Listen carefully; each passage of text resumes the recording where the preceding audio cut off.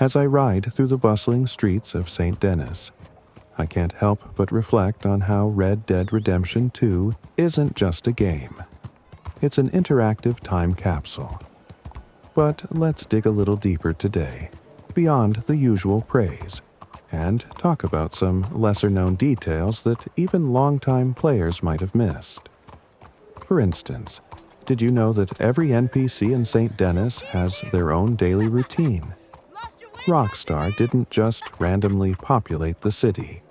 Each character, from the baker's assistant to the newspaper boy, has a job, a home, and scripted behaviors. If you follow someone long enough, you'll see them go to work, eat, take breaks, and even have personal moments like arguments or illness. The systems here run deeper than they appear. And here's something wild. In the northern part of Saint Denis, near the cemetery, if you walk around at night, you might hear whispers.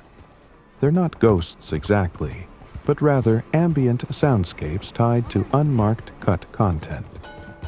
Modders found traces of a scrapped spiritual side quest involving a spiritualist and a seance. The echoes of it remain embedded in the game's code and atmosphere.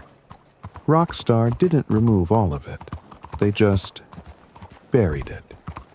Now, let's talk about Arthur's Journal, one of the most overlooked storytelling tools in the game. If you spend time reading his entries, you'll notice something odd.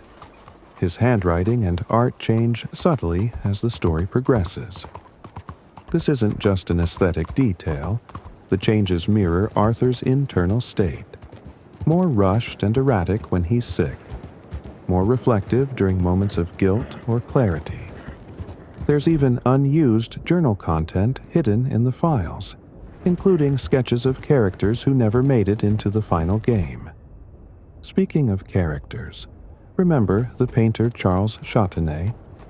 He seems like comic relief, but there's a deeper connection. Some fans believe he's inspired by Henri de Toulouse-Lautrec, the French artist known for his depictions of urban nightlife. The twist: Lautrec also had a bone disease that stunted his growth. And if you look closely, Châtenay's movements subtly reference this.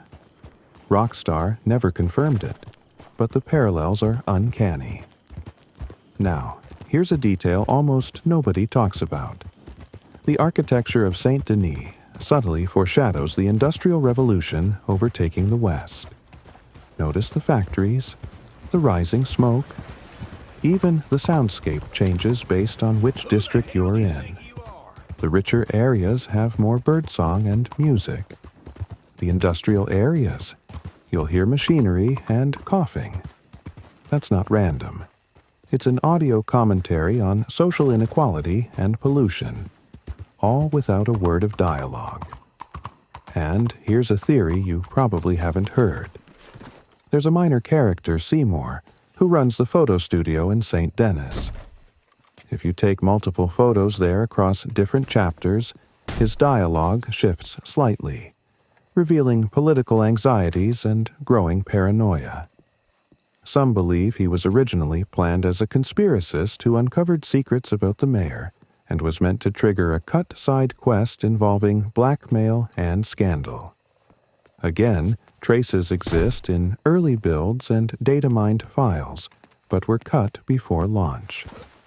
Even the animals in Saint Denis hide secrets. Have you noticed the rats? In Chapter 4, their numbers spike noticeably. It's not just a gross detail. It parallels the growing rot within the Van der Linde gang. That's environmental storytelling at its finest. Disease, death, decay, reflected in vermin. And one final eerie fact. If you walk into the Saint Denis Theater and sit through all the performances multiple times, the music subtly changes.